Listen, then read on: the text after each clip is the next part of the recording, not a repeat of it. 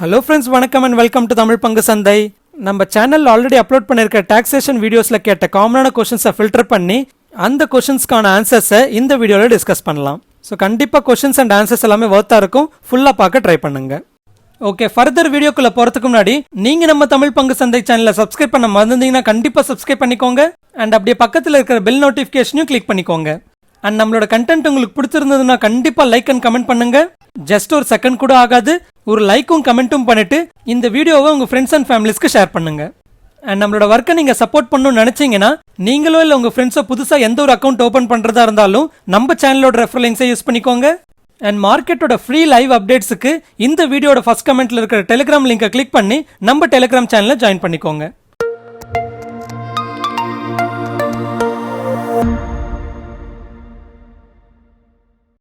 Okay, first question பார்க்கலாம். இவர் அப்ராட்ல இருக்காராம். ஸோ 2 டிமேட் அக்கௌண்ட் இருக்கு. ஒன்று வந்து என்ஆர்ஐ அக்கௌண்ட்டுக்கு லிங்க் ஆன டிமேட் அக்கௌண்ட் அண்ட் செகண்ட் வந்து டொமஸ்டிக் அக்கௌண்ட்டுக்கு லிங்க் ஆன டிமேட் அக்கௌண்ட். அண்ட் டெரிவேட்டிவ்ஸ் வந்து ரெண்டாவது அக்கௌண்ட்ல, அதாவது டொமஸ்டிக் அக்கௌண்ட்டுக்கு லிங்க் ஆன டிமேட் அக்கௌண்ட்ல தான் அலோவ் பண்றாங்க. ஸோ இந்த சுச்சுவேஷன்ல எப்படி டாக்ஸ் கால்குலேட் பண்ணுன்ற மாதிரி கேள்வி கேட்டிருக்காரு. ஆக்சுவலாக as per the law NRI ஐட்டிங்கனாலே ஒன்று என்ஆர்இ அக்கௌண்ட்டுக்கு லிங்க் ஆன டிமேட் அக்கௌண்ட் ஓப்பன் பண்ணிக்கணும், இல்லை உங்களோட என்ஆர்ஓ பேங்க் அக்கௌண்ட்டுக்கு லிங்க் ஆன டிமேட் அக்கௌண்ட்டை கிரியேட் பண்ணிக்கணும். ஸோ உங்களோட நார்மல் சேவிங்ஸ் அக்கௌண்ட்டுக்கு லிங்க் ஆன டிமேட் அக்கௌண்ட்டை என்ஆர்இ ஆர் என்ஆர்ஓ அக்கௌண்ட்டுக்கு மாற்றிக்கணும். அண்ட் ஆக்சுவலாக என்ஆர்ஓ அக்கௌண்ட்டுக்கு நீங்கள் மாற்றுறீங்கன்னா அதுலேயும் டெரிவேட்டிவ்ஸ் அலோவ் பண்ணுவாங்க. அண்ட் அதுவே என்ஆர்இயில் வந்து வெறும் ஈக்விட்டி டெலிவரி மட்டும்தான் எடுக்கிறதுக்கு அலோவ் பண்ணுவாங்க. ஓகே, இப்போத்துக்கு நீங்கள் அதை மாற்றல. ஸோ இந்தியாவில் இருக்கிற நார்மல் சேவிங்ஸ் அக்கௌண்ட்கே லிங்க் ஆன டிமேட் அக்கௌண்ட்டில் நீங்கள் டெரிவேட்டிவ் ட்ரேட் பண்ணுறீங்க. ஸோ டேக்ஸ் கால்குலேட் பண்ணுறதுன்றது சிம்பிள் தான். அதாவது உங்களோட டிமேட் அக்கௌண்ட்லேருந்து எவ்வளோ ப்ராஃபிட் நீங்கள் ஏர்ன் பண்ணுறீங்களோ அந்த ப்ராஃபிட் அண்ட் அதே போல் இந்தியாவில் உங்களுக்கு வேற ஏதாவது இன்கம் வந்ததுன்னா அந்த எல்லா இன்கமையும் சேர்த்து பார்க்குறப்போ டோட்டலாக வந்து 2.5 lakhsக்குள்ளேயே இருந்ததுன்னா நீங்கள் எந்த ஒரு டேக்ஸும் கட்ட தேவையில்ல. 2.5 lakhsக்கு மேலே இருந்ததுன்னா எவ்வளோ இருக்கோ அதோட ஸ்லாப்ஸுக்கு தகுந்த மாதிரி நீங்கள் டேக்ஸை கட்டணும். ஆனால் நோட் பண்ணிக்கோங்க, உங்களோட அப்ராட் இன்கமை இங்கே சேர்க்கக்கூடாது. இந்தியாவில் ஜென்ரேட் பண்ணுற இன்கம் மட்டும்தான், அதாவது ட்ரேடிங் இன்கம் ஆர் வேற ஏதாவது ரெண்டல் இன்கம்னு இருந்ததுன்னா அந்த இன்கம் எல்லாம் சேர்ந்து அந்த இன்கமோட டேக்ஸ் ஸ்லாபுக்கு தகுந்த மாதிரி நீங்கள் டேக்ஸ் கட்டணும். ஓகே, அடுத்த கொஸ்டின் பார்த்தீங்கன்னா இதுவும் வந்து என்ஆர்ஐ ரிலேட்டடாக இருக்குது. அதாவது என்ஆர்இ டிமேட் அக்கௌண்ட் இருக்குது அண்ட் இன்கம் பார்த்தீங்கன்னா இந்தியாவில் லெஸ் தென் 2.5 lakh இருக்குன்னு சொல்லியிருக்காரு. ஸோ இப்படி இருக்கிறப்போ நான் இன்கம் டேக்ஸ் ஃபைல் பண்ணணுமான்னு கேட்டிருக்காரு. ஆக்சுவலாக நம்ம முன்னாடியே சொன்னது போல் என்ஆர்ஐயா இருந்தாங்கன்னா இந்தியாவில் வர இன்கமுக்கு மட்டும்தான் நம்ம டேக்ஸ் கன்சிடர் பண்ணணும். அண்ட் அப்படி இந்தியாவில் ஜென்ரேட் ஆகிற இன்கம்ன்றது 2.5 lakhs கீழே இருந்ததுன்னா டேக்ஸ் கட்ட தேவையில்லை அண்ட் ஈவன் ஃபைலும் பண்ண தேவையில்லை. அண்ட் ஆக்சுவலாக சில டைம் பார்த்தீங்கன்னா என்ஆர்ஐஸ்க்கு 2.5 lakh கீழே அவங்களோட இன்கம் இருந்தாலும், அதாவது இந்தியாவோட இன்கம் 2.5 lakh கீழே இருந்தாலும் பேங்க்ல ஏதாவது டிடிஎஸ் பிடிச்சிருந்தாங்கன்னா அதை ரீஃபண்டாக வாங்குறதுக்கு டேக்ஸ் ஃபைல் பண்ணணும். அதாவது இதுக்கு 2 சினாரியோ பார்க்கலாம். ஒன்று, நீங்கள் என்ஆர்ஐ அக்கௌண்ட்டில் வந்து ஏதாவது ஃபிக்ஸ்ட் டெபாசிட் போட்டிருந்தீங்கன்னா அதில் வர இன்ட்ரெஸ்ட் எல்லாமே வந்து டேக்ஸ் ஃப்ரீ. ஸோ உங்களுக்கு எந்த ஒரு டிடிஎஸும் பிடிக்க மாட்டாங்க, அதுக்கு டேக்ஸும் நீங்கள் கன்சிடர் பண்ண தேவையில்லை. ஆனால் என்ஆர்ஓ அக்கௌண்ட்டில் நீங்கள் ஏதாவது ஒரு ஃபிக்ஸ்ட் டெபாசிட்டோ ஏதாவது ஒன்று போட்டிருந்தீங்கன்னா அது வந்து டேக்ஸ் ஃப்ரீ இல்லை அண்ட் அதுக்கு பேங்க் வந்து டிடிஎஸும் பிடிச்சிருக்கலாம். ஸோ அந்த டிடிஎஸை நீங்கள் ரீஃபண்டாக வாங்குறதுக்கு நீங்கள் ஃபைல் பண்ண வேண்டியதாக இருக்கும்.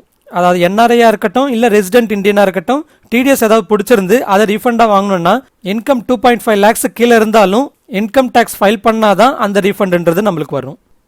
ஓகே, அடுத்த கேள்வி பார்த்தீங்கன்னா சூப்பர் சார், வேற லெவல் அண்ட் ப்ளீஸ் லைவ்ல எப்படி டேக்ஸ் ஃபைல் பண்ணணும்னு ஒரு வீடியோ போடுங்க சார்னு கேட்டிருக்காரு. அண்ட் ஆக்சுவலாக லைவ்ல டேக்ஸ் ஃபைல் பண்ணுற வீடியோ போட்டுறதுன்றது கொஞ்சம் காம்ப்ளிகேட்டடாக இருக்கும். ஏன்னா டேக்ஸ் ஃபைல் பண்ணுறதுன்றது ஒவ்வொரு இண்டிவிஜுவலுக்குமே ஒவ்வொரு டிஃப்ரெண்ட் சினாரியோவாக இருக்கும். டைப் ஆஃப் இன்கம் சோர்சஸ்ல இருந்து, டைப் ஆஃப் ஐடிஆர் யூஸ் பண்றதுல இருந்து அண்ட் அதே போல் அவங்களோட டீடைல்ஸ், டிடக்ஷன்ஸ் அண்ட் எக்ஸம்ஷன்ஸ்ல இருந்து ஒவ்வொருத்தருக்கும் ஒவ்வொன்று டிஃப்ரெண்ட்டாக இருக்கும். அண்ட் அதை தாண்டி இப்போ ஒரு வீடியோ போட்டாலும் மோஸ்ட்லி எவ்ரி ஃபினான்ஷியல் இயருக்கு பார்த்தீங்கன்னா சில சேஞ்சஸ் கொண்டு வந்துகிட்டே இருப்பாங்க. ஸோ ப்ராசஸ்ன்றது கொஞ்சம் டிஃப்ரெண்ட்டாக மாறிக்கிட்டே இருக்கும். அண்ட் ஆக்சுவலாக நான் பர்சனலாக வந்து எப்போ salary income and interest income மட்டும் வந்துட்டு இருந்ததோ அப்போ நான் டைரெக்டாகவே வந்து இன்கம் டேக்ஸ் போர்ட்டலில் ஃபைல் பண்ணியிருக்கேன். ஆனால் எப்போ அதர் இன்கம் சோர்சஸ் வர ஆரம்பிச்சதோ, அதுலேயும் முக்கியமாக வந்து capital gains and F1 trading income வர ஆரம்பிச்சதோ அப்போ ஃபைல் பண்ணுற ப்ராசஸ் பார்த்தீங்கன்னா ரொம்பவே காம்ப்ளெக்ஸாக இருந்தது. அண்ட் அப்படி இருந்தும் ஆர்வத்தில் நான் ஃபர்ஸ்ட் டைம் நானே தான் ஃபைல் பண்ணேன். அண்ட் அப்படி ஃபைல் பண்ணுறப்ப நான் எடுத்துக்கிட்ட டைம் பார்த்தீங்கன்னா அரௌண்ட் 1 to 2 weeks இருந்தது. அண்ட் அதே போல் அடுத்த வருஷமும் ஃபைல் பண்ணலான்னு பார்த்தா இன்னும் கொஞ்சம் காம்ப்ளிகேட்டடாக தான் இருந்தது. ஸோ அப்படி எவ்ரி இயர் அதுக்காக நம்ம உட்காந்து ஒரு 1 or 2 weeks டைம் ஸ்பெண்ட் பண்ணுறது, எனர்ஜி ஸ்பெண்ட் பண்ணுறதுன்றது நம்மளோட ப்ராஃபிட்டை கம்பேர் பண்ணுறப்போ அந்தளவுக்கு வர்த்தா இல்லை. ஸோ அதனால் ட்ரேடிங் இன்கம் வர ஆரம்பிச்சதுலேருந்து நல்ல ரெப்யூட்டட் ஆன்லைன் டேக்ஸ் ஏஜென்ட்ஸோட வெப்சைட்டை யூஸ் பண்ணி ஃபைல் பண்ண ஆரம்பித்தேன். அண்ட் அவங்களோட சர்வீசஸ் எல்லாமே பார்த்தீங்கன்னா மோஸ்ட்லி 2 விதமாக இருக்கும். ஒன்று வந்து கம்ப்ளீட் ஐடிஆர் ஃபைல் பண்ணுறதுக்கான சர்வீஸாக இருக்கும் அண்ட் அதோட சார்ஜஸ் வந்து செக்மெண்ட் வைஸாக இருக்கும். அதாவது உங்களுக்கு சேலரி இன்கம் மட்டும் இருந்ததுன்னா ஒரு சார்ஜ் இருக்கும், ஒன்று சேலரி இன்கமோட சேர்த்து கேபிட்டல் கெயின்ஸ் இருந்தால் ஒரு சார்ஜ் இருக்கும், இல்லை கேபிட்டல் கெயின்ஸ் அண்ட் அதே போல் F&O ட்ரேடிங் அதாவது பிஸ்னஸ் இன்கமும் இருந்ததுன்னா அதுக்கு தகுந்த மாதிரி ஒரு சார்ஜ் இருக்கும். ஸோ அந்த சார்ஜஸ் எல்லாமே பார்த்தீங்கன்னா செக்மெண்ட் வைஸாக மோஸ்ட்லி மினிமம் ஒரு 2000 மேக்ஸிமம் ஒரு 5000 to 6000 வரைக்கும் இருக்கும். ஸோ ஐடிஆர் ஃபைல் பண்ணுறதை பற்றி நம்ம யோசிக்கவே தேவையில்லைன்னு நினச்சோம்னா நம்ம அந்த கம்ப்ளீட் சர்வீஸை எடுத்துக்கலாம். ஸோ தட் நம்ம வெறும் அந்த பேமெண்ட்டை மட்டும் பண்ணி புரோக்கர்ஸ் ப்ரொவைட் பண்ணுற profit and loss statement and இதே போல் நம்மளோட பேங்க்கோட ஸ்டேட்மெண்ட் அண்ட் சேலரி இன்கமாக இருந்ததுன்னா ஃபார்ம் 16 டாக்குமெண்ட் எல்லாமே அவங்களுக்கு ஃபார்வர்ட் பண்ணால் போதும். Complete end to end ITR filing எல்லாமே அவங்களே பார்த்துப்பாங்க. அண்ட் அதுவே அவ்வளோ பே பண்ண தேவையில்ல, நானே ஃபைல் பண்ணிக்கிறேன்னு நினச்சிங்கன்னா அவங்களோட வெப்சைட்லேயே சைன்இன் பண்ண பிறகு டூ இட் யுவர் செல்ஃப்ன்ற ஆப்ஷன் இருக்கும். அண்ட் அதில் பார்த்தீங்கன்னா காம்ப்ளெக்ஸாக இருக்கிற ஐடிஆர் ஃபைல் பண்ணுற மாதிரி இருக்காது, நல்ல யூசர் ஃப்ரெண்ட்லி இன்டர்ஃபேஸ்லேயே நம்மளோட டீட்டெயில்ஸை மட்டும் ஃபில் பண்ண சொல்லுவாங்க. அண்ட் ப்ரோக்கரேஜ் ப்ரொவைட் பண்ணுற ப்ராஃபிட் அண்ட் லாஸ் ஸ்டேட்மெண்ட்டாக இருந்ததுன்னா அதை நம்ம டீட்டெயில்டாக ஃபில் பண்ண தேவையில்ல, ஜஸ்ட் அந்த ஸ்டேட்மெண்ட் அப்லோட் பண்ணால் போதுன்ற மாதிரி இருக்கும். அண்ட் அது போல் ஃபார்ம் 16 டாக்குமெண்ட்ஸையும் நம்ம அப்லோட் பண்ணால் போதும். ஸோ அப்படி ஈஸியான இன்டர்ஃபேஸில் எல்லாத்தையும் ஃபில் பண்ணி ஃபைனலாக ரிவ்யூ பண்ணி ஃபைல் பண்ணுறப்ப மட்டும் ஒன்று ஃப்ரீயாக ஃபைல் பண்ணலாம், இல்லை அவங்க ரிவ்யூ பண்ணி ஃபைல் பண்ணணும்னு நினச்சிங்கன்னா ஒரு சின்ன சர்வீஸ் ஃபீ பே பண்ணலாம். ஆக்சுவலாக நான் பர்சனலாக சூஸ் பண்ணுறது கம்ப்ளீட் ஐடிஆர் ஃபைல் பண்ணுற சர்வீஸ் தான் சூஸ் பண்ணுவேன். ஏன் நம்ம எவ்வளோ ப்ராஃபிட் பார்க்கலாம், அதாவது 2.5 lakhsக்கு மேலே இன்கம் இருந்தால் தான் நம்ம எப்படியும் டேக்ஸ் கட்ட போகிறோம். ஸோ அந்த இன்கம்மை கம்பேர் பண்ணுறப்பவும் அண்ட் இதே போல் டைம் அண்ட் எனர்ஜியை கம்பேர் பண்ணுறப்போ 5000 to 6000 பே பண்ணுறதே பெட்டர்னு நினைப்பேன். எனிவே நீங்கள் எந்த ஒரு ஆப்ஷனாக சூஸ் பண்ணிக்கலாம். அண்ட் அந்த வெப்சைட்டில் எப்படி லாகின் பண்ணுறது, அவங்களோட சர்வீஸ் எப்படி யூஸ் பண்ணுறதுன்றது எல்லாத்தையும் நம்ம அடுத்த வீடியோவில் பார்க்கலாம். ஓகே, அடுத்த கேள்வி வந்து NRI கிட்டேருந்து வந்திருக்கு. ஸோ நான் மந்த்லி 70,000 என் அக்கௌண்ட்டில் போடுவேன், நான் ஏதாவது டேக்ஸ் கட்டணுமான்னு கேட்டிருக்காரு. ஆக்சுவலாக மந்த்லி 70,000 என் அக்கௌண்ட்டில் போடுவேன்றது அவரோட இந்தியாவில் இருக்கிற பேங்க் அக்கௌண்ட்டுக்கு போடுறாருன்னு நினைக்கிறேன். ஸோ அப்படி ஃபாரினில் ஏர்ன் பண்ண இன்கம்மை அவரோட சொந்த இந்தியன் பேங்க் அக்கௌண்ட்டுக்கு போடுறாருன்னா எந்த ஒரு டேக்ஸும் கட்ட தேவையில்லை. ஆனால் அந்த அமௌண்ட்டை யூஸ் பண்ணி ஏதாவது ட்ரேடிங்கோ இல்லை ப்ராஃபிட்டோ ஜென்ரேட் பண்ணாருன்னா அண்ட் அந்த ப்ராஃபிட் எல்லாமே சேர்த்து பார்க்குறப்போ 2.5 lakhsக்கு மேலே இருந்ததுன்னா அப்போ டேக்ஸ் கட்ட வேண்டியதாக இருக்கும். ஓகே, அடுத்த கேள்வி பார்த்தீங்கன்னா, is there a possible way that I can show my stock market losses as loss of my income? ஆக்சுவலாக ஸ்டாக் மார்க்கெட்ல இருந்து எந்த செக்மெண்ட்ல இருந்து லாஸ் வருதுன்றதை பொறுத்து அந்த லாஸை எந்த இன்கம்ல ஆஃப்செட் பண்ணலான்றது தெரியும். அண்ட் நம்மளோட எந்த லாஸ் எந்த ப்ராஃபிட்டோட ஆஃப்செட் பண்ணலான்றத ஆல்ரெடி அப்லோட் பண்ணியிருக்கிற டாக்ஸேஷன் சீரீஸில் இருக்கிற வீடியோஸில் இருக்கு, ரெஃபர் பண்ணிக்கோங்க. அண்ட் அப்படி எந்த ஒரு இன்கம்லையும் ஆஃப்செட் பண்ண முடியலனாலும் அந்த லாஸை வந்து நம்ம கேரி ஃபார்வர்ட் பண்ணிக்கலாம்.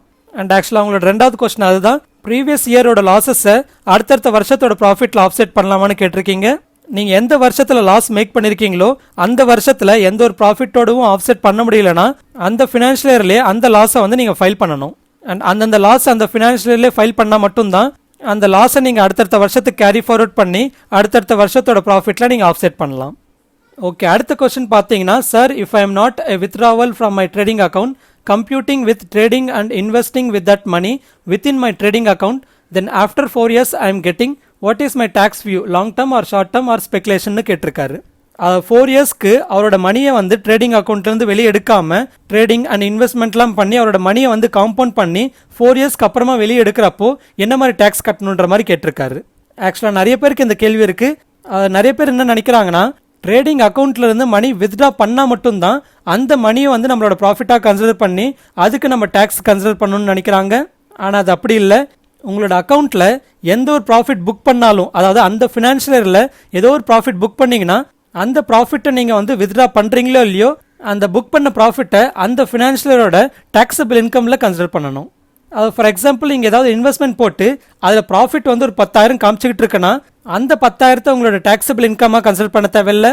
ஆனால் அந்த 10,000 நீங்கள் புக் பண்ணீங்கன்னா, அதாவது அந்த ஸ்டாக்கை செல் பண்ணி அந்த 10,000 ப்ராஃபிட்டை நீங்கள் புக் பண்ணீங்கன்னா அப்போ அந்த 10,000 உங்களோட டாக்ஸபிள் இன்கமாக கன்சிடர் பண்ணிக்கணும். ஸோ உங்களோட அமௌண்ட்டை நீங்கள் வந்து உங்களோட ட்ரேடிங் அக்கௌண்ட்லேருந்து வெளியே எடுக்கிறீங்களோ இல்லையோ நீங்கள் புக் பண்ணுற ஒவ்வொரு ப்ராஃபிட் அண்ட் லாஸ் எல்லாமே சேர்த்து பார்க்குறப்போ நெட் ப்ராஃபிட்டாக இருந்ததுன்னா அந்த நெட் ப்ராஃபிட்டை அந்த வருஷத்தோட டாக்ஸபிள் இன்கமாக கன்சிடர் பண்ணிக்கணும். அண்ட் ஃபைனலாக அந்த ப்ராஃபிட் அண்ட் மற்ற இன்கம்லாம் சேர்த்து பார்க்குறப்போ 2.5 lakhக்கு மேலே இருந்ததுன்னா அப்போ நீங்கள் டேக்ஸ் கட்ட வேண்டியதாக இருக்கும். ஓகே, அடுத்த கேள்வி வந்து, what document to attach in online filing for trading account income or லாஸ்ன்னு கேட்டிருக்காரு. ஆக்சுவலாக ஃபைல் பண்ணுறப்போ நீங்கள் எந்த ஒரு டாக்குமெண்ட்டும் அட்டாச் பண்ண தேவையில்லை. எல்லா டாக்குமெண்ட்ஸோட சாஃப்ட் காப்பி இருந்தாலே போதும். ஏதாவது நோட்டீஸஸோ இல்லை ஏதாவது ஸ்க்ரூட்டனியோ வந்ததுன்னா அப்போ அதை சப்மிட் பண்ண வேண்டியதாக இருக்கும். அண்ட் அது ஏதாவது ஆன்லைன் டேக்ஸ் ஏஜென்ட்டோட வெப்சைட்டை யூஸ் பண்ணி ஃபைல் பண்ணுறீங்கன்னா அப்போ சில அட்டாச்மெண்ட்ஸை வந்து நீங்கள் அப்லோட் பண்ணுற மாதிரி இருக்கும். ஆனால் அந்த அப்லோட் பண்ணுறதுன்றது உங்களோட இன்ஃபர்மேஷன் எல்லாமே ஆட்டோ ஃபில் ஆகிறதுக்காக மட்டும்தான். ஓகே, அடுத்த கொஸ்டின் வந்து, sir if I buy today and sell after 10 daysனா நான் ஸ்பெகுலேட்டிவ் பிஸ்னஸில் வருமானு கேட்டிருக்காரு. ஆக்சுவலாக இன்னைக்கு பை பண்ணி ஒரு 10 நாள் கழிச்சு செல் பண்ணால் அது டெலிவரி பேஸ்டாக தான் இருக்கும். ஸோ அப்போ வந்து அது ஷார்ட் டேர்ம் கேபிட்டல் கெயினாக கன்சிடர் ஆகும். ஓகே, அடுத்து பீம் பாய் ஒரு கேள்வி கேட்டிருக்காரு. ப்ரோ Q&A செக்ஷனில் மஸ்ட் இந்த கொஸ்டினுக்கு ஆன்சர் பண்ணுங்க. ஸோ கொஸ்டின் பார்த்தீங்கன்னா working at abroad in this case tax file பண்ணும்போது சேலரி கன்சிடர் பண்ணணுமா பண்ணக்கூடாதா? ஓகே, இந்த கேள்விக்கு நம்ம ஆல்ரெடி பதில் சொல்லிட்டோம்னு நினைக்கிறேன். இந்தியாவில் ஜென்ரேட் பண்ணுற இன்கமுக்கு மட்டும்தான் நம்ம இந்தியாவில் டேக்ஸ் ஃபைல் பண்ணணும். ஸோ நீங்கள் அப்ராடில் ஒர்க் பண்ணுறீங்கன்னா உங்களோட அப்ராட் சேலரிக்கு நம்ம இந்தியாவில் டேக்ஸ் ஃபைல் பண்ண தேவையில்லை. அண்ட் ஈவன் அந்த சேலரியை உங்களோட இந்தியன் பேங்க் அக்கௌண்ட்டுக்கு அனுப்பிச்சாலும் அந்த அமௌண்ட்டுக்கு நீங்கள் டேக்ஸ் ஃபைல் பண்ண தேவையில்லை. அண்ட் ஈவன் அந்த அமௌண்ட்டை உங்களோட ஃபேமிலிக்கு, அதாவது உங்களோட பிரதர் ஆர் சிஸ்டர் ஆர் அம்மா அப்பா யாருக்கு அனுப்பிச்சாலும் அதுக்கு டேக்ஸ் ஃபைல் பண்ண தேவையில்லை. ஏன்னா அப்படி ஃபேமிலி மெம்பர்ஸ்குள்ளே நீங்கள் ஒரு அமௌண்ட் அனுப்பிச்சிங்கன்னா அது வந்து கிஃப்டாக கன்சிடர் ஆகும். ஸோ அப்படி ஃபேமிலி மெம்பர்ஸோட கிஃப்ட்டுக்கு வந்து சென்டரோ இல்லை ரிசீவரோ டேக்ஸ் கட்ட தேவையில்லை. ஆனால் அந்த மணியை யூஸ் பண்ணி இன்கம் ஜென்ரேட் பண்ணாங்கன்னா, அதாவது அந்த மணியை யூஸ் பண்ணி இன்ட்ரெஸ்ட் இன்கமோ இல்லை ட்ரேடிங் இன்கமோ ஜென்ரேட் பண்ணாங்கன்னா அப்படி ஜென்ரேட் பண்ணுற இன்கம்க்கு டேக்ஸ் கன்சிடர் ஆகும். ஓகே, அடுத்த கொஸ்டின் வந்து hi bro, I have bought some video courses on trading and paid for Sensibull pro plan to help in trading. Can I show it as expenses? Yes, இது உங்களோட ட்ரேடிங் எக்ஸ்பென்சஸாக நீங்கள் consider பண்ணலாம். Okay, அடுத்த final question வந்து can NRIs to use this online tax agents to file the ரிட்டர்ன்ஸானு கேட்டிருக்காரு. எஸ், என்ஆர்ஐஸ் வந்து இந்தியாவில் ஜென்ரேட் பண்ணுற இன்கம்க்கு இந்தியாவில் டேக்ஸ் ஃபைல் பண்ணணும். ஸோ அப்படி இந்தியாவில் டேக்ஸ் ஃபைல் பண்ணுறதுக்கு ஆன்லைன் டேக்ஸ் ஏஜென்ட்ஸை யூஸ் பண்ணிக்கலாம். ஸோ இது ஃப்ரெண்ட்ஸ் ஃபைனலி நம்ம வீடியோ. ஸ்டாக் மார்க்கெட் ரிலேட்டடாக லேட்டஸ்ட் அப்டேட்ஸ் வேணும்னா டிஸ்கிரிப்ஷன் ஆர் ஃபர்ஸ்ட் கமெண்ட்ல இருக்கிற டெலிகிராம் லிங்கை கிளிக் பண்ணி டெலிகிராம் சேனலை ஜாயின் பண்ணிக்கோங்க. இந்த கண்டென்ட் உங்களுக்கு பிடிச்சிருந்ததுன்னா கண்டிப்பாக லைக் பண்ணுங்க, அப்படியே உங்கள் ஃப்ரெண்ட்ஸ் அண்ட் ஃபேமிலிஸ்க்கும் ஷேர் பண்ணுங்க. அண்ட் அப்படியே இந்த வீடியோ ரிலேட்டடாக எந்த ஒரு கமெண்ட்டாக இருந்தாலும் பண்ணுங்க. ஈவன் சூப்பராக இருக்கு, நல்லா இருக்கு, செம்மையா இருக்குன்னு கூட கமெண்ட் பண்ணுங்க. அண்ட் நம்மளோட சேனலை நீங்க சப்ஸ்கிரைப் பண்ணாம பாக்குறீங்கன்னா கண்டிப்பா சப்ஸ்கிரைப் பண்ணிக்கோங்க. இன்னொரு இன்ட்ரெஸ்டிங் வீடியோட உங்க முன்னாடி வர. அது வரைக்கும் டேக் கேர். ஜெய் ஹிந்த்.